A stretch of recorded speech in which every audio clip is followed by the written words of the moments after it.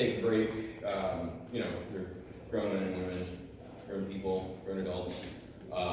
The restrooms in the lobby are out the doors and straight back, past mix. Just keep on going. If you think you've gone too far, keep going. But if you get to the convention center alley, you've gone too far. Yeah.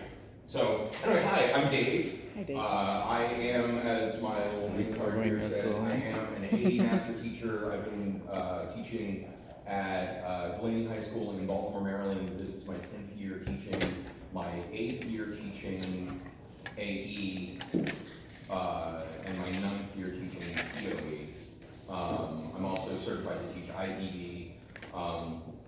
One of the other things that I do, because you know we get paid so well in this country, I am the education coordinator for an event called the SAE Cyberauto Challenge, where we get high school kids and college kids together and we teach them how to hack in the cars. Yeah, it's a great avenue toward a really wonderful career. And so I'll be talking about that this evening at 4:15. It's officially a full session, but I'm sure that, you know, if there are some open seats, if you want, we could probably sneak you in. So if you brought a calculator, that's convenient. If you didn't, most of us have calculators in our phones. They're a little bit more complicated to use, but you know, they certainly do work. I'm sorry? Doesn't do inverse tangent is the only thing. Really? Well, yeah.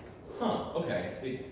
I could probably find one really fast. Right on. You might not need Arctan, Okay. but one of the great things about this modern world in which we live, there is an emulator called Wabbit, W-A-B-B-I-T, and Wabbit is it was specifically developed to provide PC-based emulators for the TI series of calculators. So the great thing about the Wabbit app on the smartphone is it basically comes preloaded with these emulators, so you no longer need to go out and find them. So you can turn your screen into a TI-84, TI-83, TI-84 Silver Plus. Yeah, it gives all of the different stuff, and it's got the different coding levels in it. I think you can even emulate the TI-86, TI-89. I don't know if it's available for Apple Store. Android for sure. Okay, We'll find out. Yeah. I would caution you, those of you who possibly, does anybody teach higher level mathematics in here, calculus, etc.? I would caution you about telling your students about Wabbit. They're going to find it on their own. The reason is the TI-89 and TI-86 have some calculus stuff that is diabolical if you're trying to teach them how to actually do calculus. Yeah, it's awesome how it can do integrals without you actually knowing how to do an integral. So, yeah, that's a fun thing. But anyway, so what we're going to do is we are going to go through, and it should say 2.1.4 through 2.1.8. That's a typo. My apologies. The structural stress unit in the curriculum is not as smooth as I wanted it to be. It's not as smooth as I like it to be. It's not as smooth as my students want it to be. And what I have found is that far too many of my students are coming in with either an inability to do very confidently basic trig. And as a result, when we get to trying to apply basic trig, and by basic trig I do mean SOHCAHTOA. We're not looking at identities, we're not doing any weird inversions, it's just SOHCAHTOA. And the problem is that because they don't have that confidence there and the confidence with vectors, we wind up having a problem applying the ideas of SOHCAHTOA and vectors in trying to figure out what's going on inside of our trusses. And then later trying to help them kind of get an idea for, okay, well, this is under compression, therefore we need this kind of structural stress member, or structural member rather. This is under tension, so we can go with this other kind of structural member. And get into the concepts of why one material will be used here and a different material will be used there. You get it. So, with that being said, the presentation that I have set up is very much set up from that pathway in terms of going through basic trig, quick review of vectors, a review of the concept of static determinacy. Then we get into looking at static equilibrium, and then we get into talking about actually getting to calculating stresses. This is able to work well alongside what PLTW has provided in the curriculum. This is not directly based on that. So I don't, until the very last couple of slides of this, I don't have any direct reference to 214, 215, 216, 218, etc.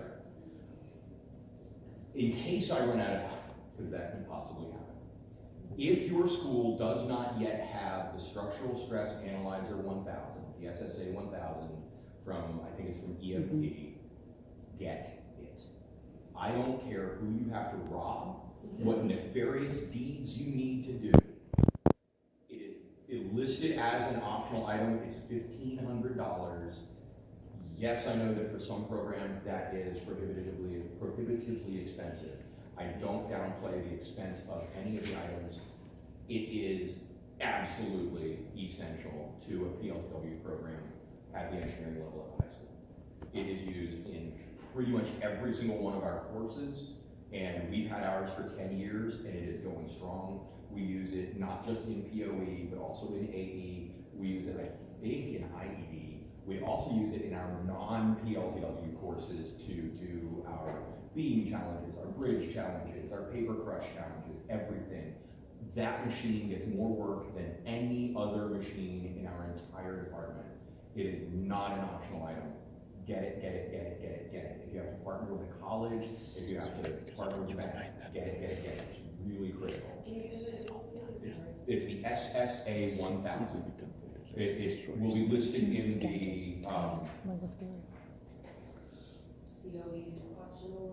it'll be, yeah, on the optional page. Oh, that's right, we don't have the Excel sheet anymore. It's in the store, in the digital store, when you click on multiple courses, I think durable goods, it's in there. If you search for it in the purchase manual, it's in there, and it's absolutely critical.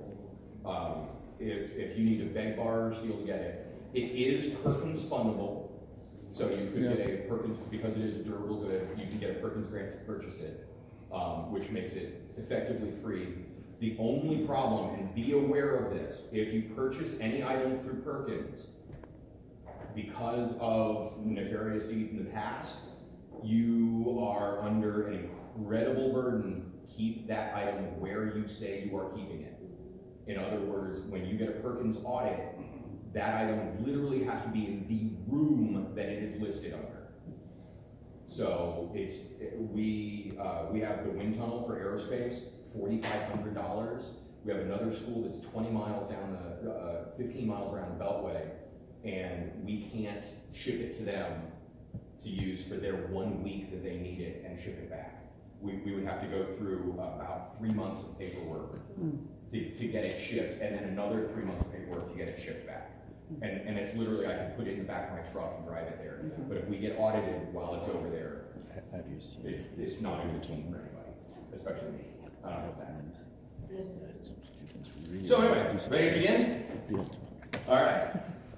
So, basic trig. I'm probably going to be able to pop through this pretty quickly. Slow me down if you need me to slow down. Please, please, please, please. Trig, of course, try, meaning 3, trigonometry, ogon referring to the angles, so 3 angles, we've got a triangle. Sine is the ratio of the opposite of that right triangle to the hypotenuse of the right triangle. Cosine of an angle, it's a function. So the cosine of the angle, and in this case I use angle t because I was being cheap with my theta, is of course the ratio of the length of the adjacent arm to the hypotenuse, and the tangent of an angle is the ratio of the opposite over the adjacent. And it doesn't matter how long these things are, because of course the ratio is going to work out to be the same. Everybody happy? Cool. Little note on notations. This looks super messy because I'm nitpicky. The double pipes here referred to what's called the modulus. So the modulus of a vector is just the magnitude. It takes away the direction. So we're looking really just at the magnitude here. By bolding this, I'm indicating that this is a vector. Vectors, of course, contain magnitude and direction. There is a unit, I believe it's 2.1.4 in POE. There's a little activity about vectors that we teach our kids. It's worthwhile. It's cool to go through. This is a nice little, okay, so cool. Here's a reminder of what we just talked about with vectors. Here's a little thing. When we are applying this here, those vectors can make up the sides of the triangle. So we have our vector F, which later is going to be equivalent to a force, and we have our component. So we have a composite vector, and we have component vectors that those two component vectors make up that composite vector when they're applied to each other, when they're added to each other.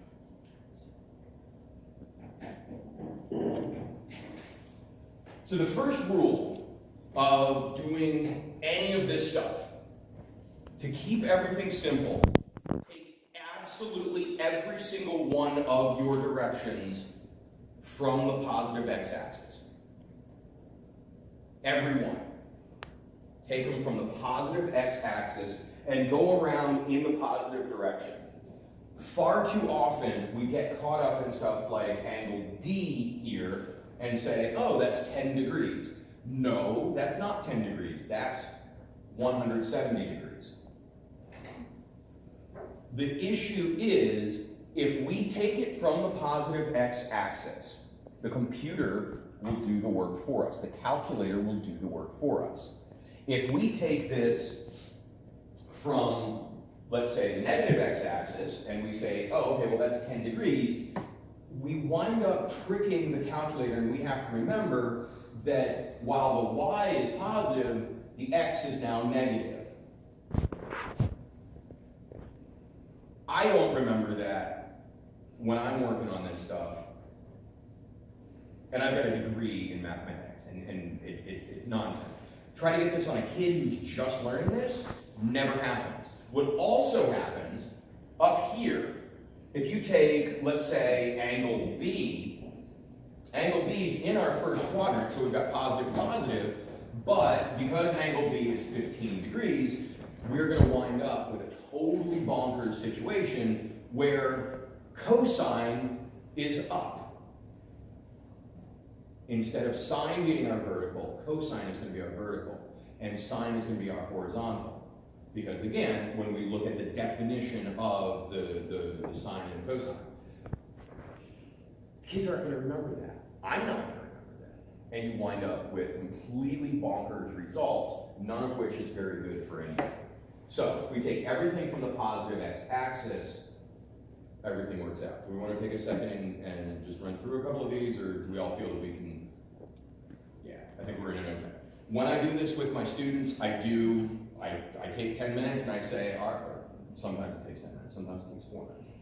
And I say, all right, in your notebooks, go ahead and convert all of these to, whatever their angles are from the positive x-axis. I want to make sure that we have consistency here. So E is going to be, what is that, 180 plus 40 is 220? Yeah.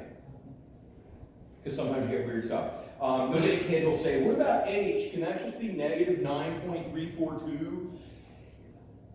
Technically, yes, but why do you want to keep track of these little negatives there? Don't. Just take it all the way around from the positive. So 360 minus 9.342 is 350 point.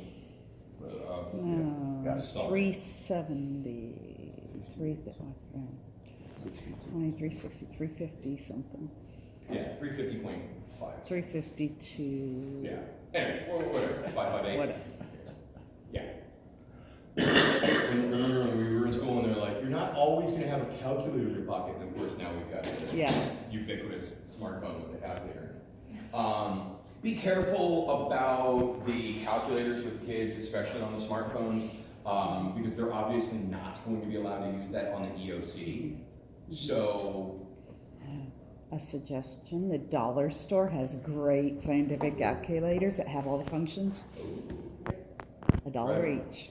They Right. work.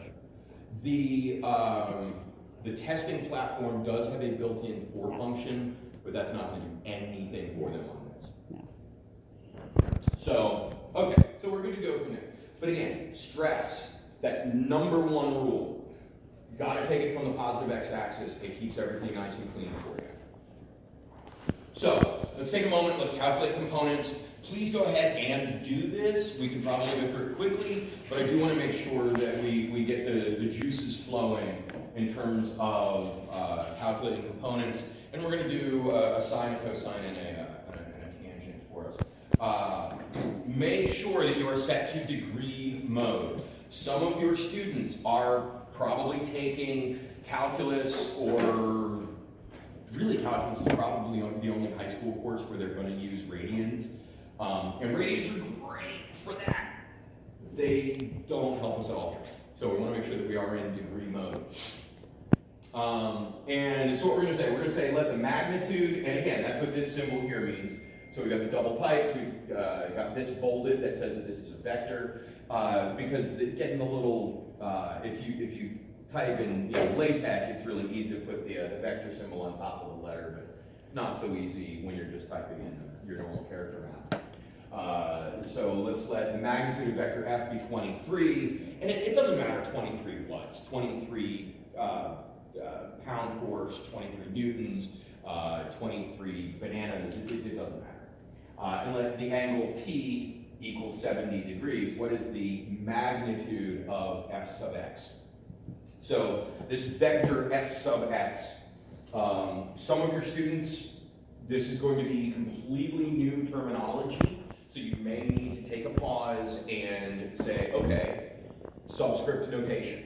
We're saying F because it's taken off a force named F, but it's the x component vector of composite vector F. And with that, we go back to our original function. We know that because we're doing, and this is what's great about taking it from the positive x-axis. If we take all of our angles from the positive x-axis, all of our x components are going to be cosine. We don't have to think about it. And don't get me wrong, I love thinking about stuff, but I want to think about the stuff that really matters. And getting tripped up just for the sake of getting tripped up, that's not valuable thinking. So here, it's cosine, it's x, we take it from there, flip things around a little bit. Cosine of 70 equals f sub x over 23. 23 times cosine of 70 equals f sub x. We wind up at 7.866 equals the magnitude of f sub x. Everybody get that? Rounding error here or there. Did I go a little fast? Yeah. Sorry. Like I said, if I am, just pop a flare and say, hey, slow down now. Right. Okay, I'm going to write down. Pop a flare.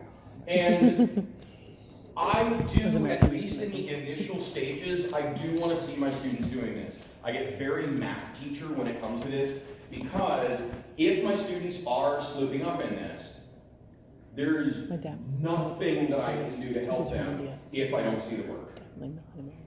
There's no way for me to go back in and say, oh, well, here's where you messed up. You divided by 23 instead of multiplying by 23. So we've got the multiplication property equality on that line. was thinking of something. If they don't show their work, Yeah. I've got nothing. Those colloquial expressions, it took me a while. I was wondering why you would take fish from a Right. take candy from a fish. So now we're going to go in the opposite direction. We're going to start with an x component vector, and we're going to calculate our composite from it. So we'll let f sub x equal 20 and let t equal 60 degrees. And so, of course, the question is, what is the magnitude of vector f?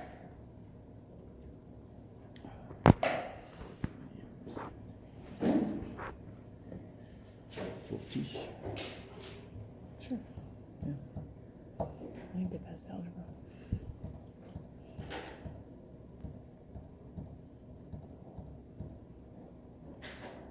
That was barely. The big this you need in experience, and that goes with kids or adults, is the trauma that mathematics has afflicted a lot of people, and lack of confidence.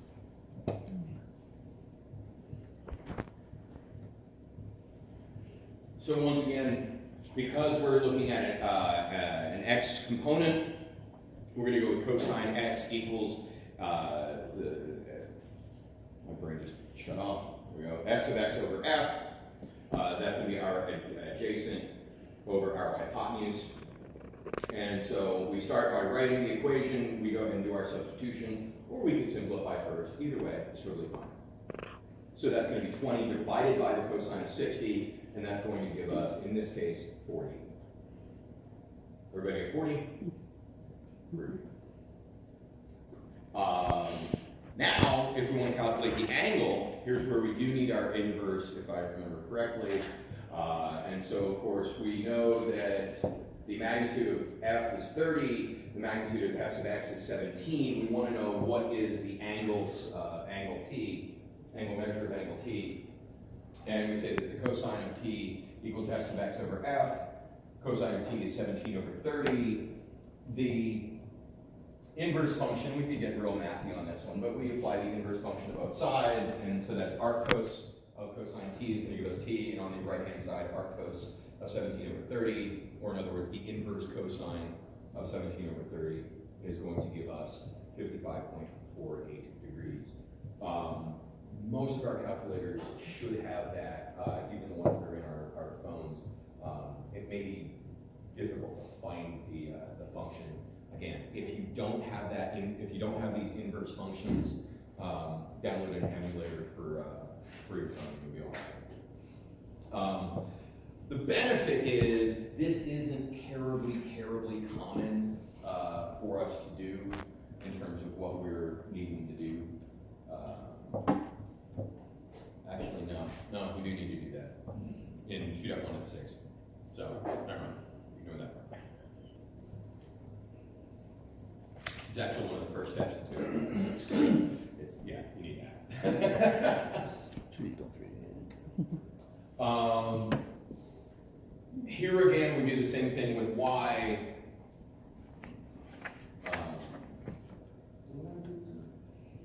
Do we want to do another couple of examples with sine, or do we feel good? Anybody want to do it with y? All right, yeah, we'll do it. So okay, so here we have our composite vector f and our component vector f sub y.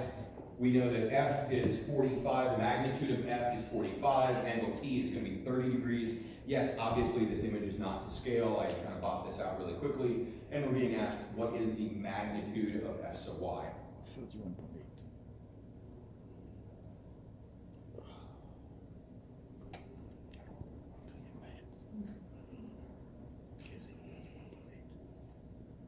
Somewhere in here. Yes. This slide presentation, is that something that you'll be able to get? I'd be thrilled to do so. Yes. I'll work with the guy. I believe your name is Aaron. There's a number because it's clearly not Aaron. Emily. My apologies. Yes, you can actually load it into the app so everyone can get it in the session. Your app, I can see. You what? Does it? Well, either way, either gathering people emails or Yeah, no, Yes. Yeah, if your app works, I will definitely pop it up to the app. But if your app doesn't, then cool. He needs to buy you a little tripod. Cool. I'll work with Emily during our first That's why I'm break here. to get that figured out. Okay, so here, the benefit again is because we're taking all of our angle measures off of the positive x-axis, this angle F could have been anywhere. It doesn't matter. But because we're taking it off the positive x-axis, and I'm looking for f sub y, it's going to be sine. So sine of theta equals f sub y over f, and again, these are magnitude of f sub y over the magnitude of f. Sine of 30 is going to be the magnitude of f sub y over 45. I got lazy and I skipped the modulus symbols, also it gets muddy. And so we've got now over 45, multiply 45 by both sides, or both sides by 45. We have 45 times the sine of 30 equals f sub y, giving us 22.5 equals the modulus of f sub y. Told you you're wrong. Or the magnitude. I was calculating the horizontal axis.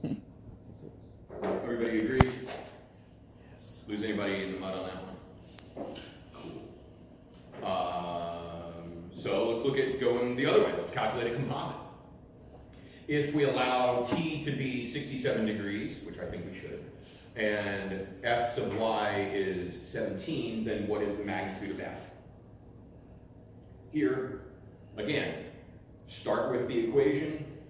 Sine of t equals f sub y over f. Go ahead and substitute what we know, or we could simplify first. I do tend to encourage my students to simplify first. What I find is that if we substitute first and then do all of our math, it's too easy to lose track of those numbers.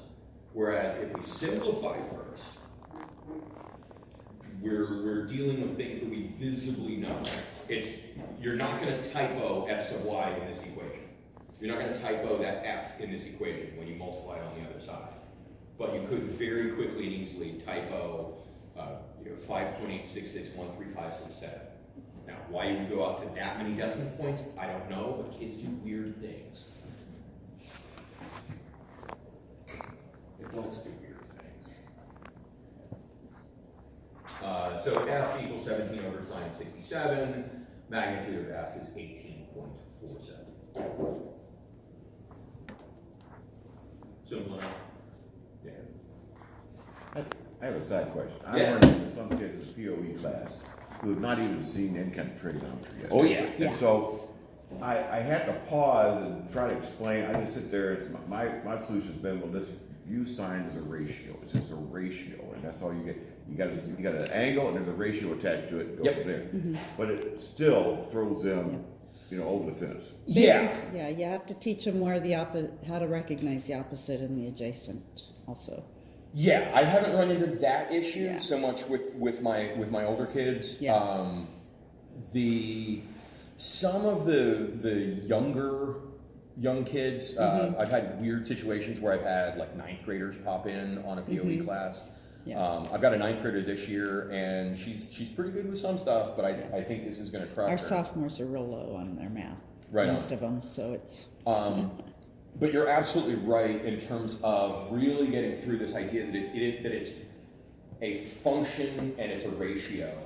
So if you show them a series of triangles with the same angle, but at different sizes, so similar triangles, and show that ratio between those sides is exactly the same, no matter how big or how small the triangle is, as long as theta is the same,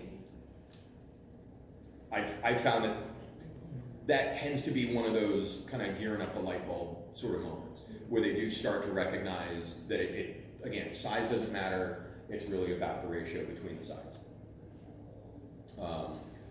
One of the things that I have found helps in terms of helping them get a sense of the composite versus component idea is a light. So if I take a stick or a ruler and I take a flashlight and I hold it up kind of against a wall and I angle the ruler down. As I angle that ruler down, the shadow of the ruler gets lower and taller. And same thing, if I take the flashlight and I hold it up at the top, and I angle it up and down, the shadow gets longer or shorter. And if I take two other rulers, put one of them against the wall, one of them against the table or whatever, we can actually measure the length of the shadows at the different angles. If I take a protractor, cut it in half, I can take that against the wall between those two rulers that are taking the wall and the table. And again, we can measure those, do a little bit of math. And because we know that the hypotenuse is always going to be 12 inches, plus a little bit here at the ends for the 0 points, if we're being particular. And then they can calculate that. So if you are having kids that are having issues, that's a pair of ideas that might be one idea. But one thing, I use a football term to say, I say if you're trying to stop somebody and get a running back coming at you, you know, if the force is straight on, you know, compared to a force, you're trying to do the same thing from an angle, which would be harder to do. Like, well, stopping a guy from an angle, okay, that shows you that now the magnitude of force is going to be greater to match up with those XY components. Huh. All right. I don't know if that worked or not. I don't know. But yeah, whatever you need to do to reach your kids, man. Because you know your students. You know your classroom. I'm not here to, tell you your kids. That's cool. So yeah, calculating the angle is basically the same thing we did with our x component, but here we've got f sub y, f is a magnitude of 23, f sub y is a magnitude of 20. What is angle t? And we go back to our equation. Sine of t equals f sub y over f, because sine, and if your kids need to, I've been doing this for 20-some years, man, and I still SOHCAHTOA. So, okay, opposite over hypotenuse, cool. Opposite hypotenuse, opposite over hypotenuse, f sub y over f, cool. And so I write it down, I go ahead and, in this case, we don't actually do any simplification. We substitute, we go ahead and apply our function, and we wind up with a value of 60.41 for angle t. The idea is to get the kids familiar enough with this that they're going to be comfortable with it. One of the things, and I think a few of us have maybe observed this, is the activities that are in the activities documents sometimes make a really quick leap up the scale. There's not so much scaffolding as there is jumping to the 13th floor. And, have we gotten to thermodynamics yet? Just finished. Yeah. Just finished. The equations that they do for Q, Yeah. they're like the aluminum block in the water and da-da-da-da-da, and they both wind up at the same final temperature. They didn't even give a simple aluminum block question. They have to do really weird algebra that, I had seniors who were taking calculus who were like, what is happening here? And There's so many letters or variables for them to account for. Right. So we took it like, all right, well, that's just, like you said, go back to math. Well, let's label all the variables, turn them into numbers. That way, you're used to numbers, but it's those damn letters that mess you up. Gotcha. So then again, with that, we went through, and again, I know that on the PowerPoint for thermal, they didn't, there's no straightforward calculation for T final or the equilibrium temperature. So I took a stab at it and walked them through that derivation. And then I go, okay, forget what I just said. Yep. Use this. Yeah. And I saw the glazed looks, I said, just use this, just use this. Yeah. But label the variables, and like you said, make it a math class where you define the variables. What am I trying to find? What's my equation? And again, I did it with physics as well. Okay. What have I got? What am I looking for? What can I use? That kind of thing. Absolutely, absolutely. So here we're going to go and we're going to use tangent. So we've got our f sub x, we've got our f sub y. You can see that we've blacked out our magnitude of our f. That's awkward. Oh, okay. So we are giving f and letting t equal 30, and I'm asking what are both f sub y and f sub x. So here we're going to very quickly use the exact same thing that we just did to calculate our components. We're just going to do both. And we know that sine of t equals f sub y over f. Go through a couple steps. We calculate that 22.5 equals the magnitude of f sub y. And similarly, just a couple of steps, we get that 45 times the cosine of 30 equals 38.97, which is the magnitude of f sub x. So going in that direction is very, very quick and easy, and your kids are going to be very, very comfortable with that. You're not going to run into issues under most circumstances going in that direction, calculating your component vectors. Going backward, calculating your composites, and calculating your angles, that's where you run the risk of getting some weird confusion. And that's unfortunately going to be one of the really big things we have to do. So, calculate composite. So we're given that f sub y equals 67, f sub x equals 17. What's the magnitude of f?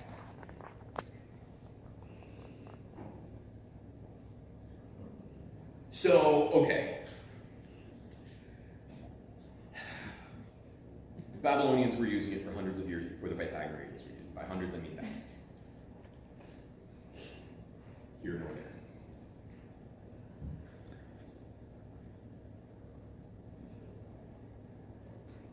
Yes, these numbers look crazy, but it makes perfect sense. It's just, I hate this phrase, but it's plug and chug. It really is. By the way, with whole numbers, this only works to the power of 2. Really funny. Fermat's last theorem. Bingo. Very fun thing. The book is fantastic. Which, yeah. Have you read the book? Yeah, it is. Andrew Weil, who finally figured this thing out in like 1996 with what was it, a 196-page proof? Yeah. Yeah. And that uses totally bizarre mathematics. It's gorgeous. Gorgeous. Anyway, I digress. So calculating the angle, we did say that we would need some inverse tan. F sub y is 67, let's let f sub x equal 17. We want to know what's the value of t. We know that the tangent is f sub y over f sub x. So tan t is 67 over 17. We apply arctan to both sides, and we get 75.76. Everybody still with me? Feeling good? All right. Cool. Okay.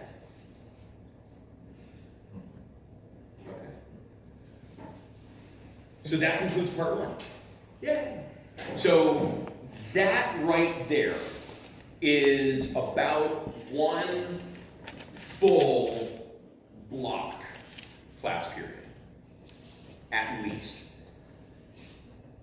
Most years I can get through that one portion in my 80-minute block. That's with giving the kids plenty of time to actually do it on their notebooks, get the call and response, do the Q&A, have a couple, kind of shake your arms out digressions. But for the most part, that's a full class period.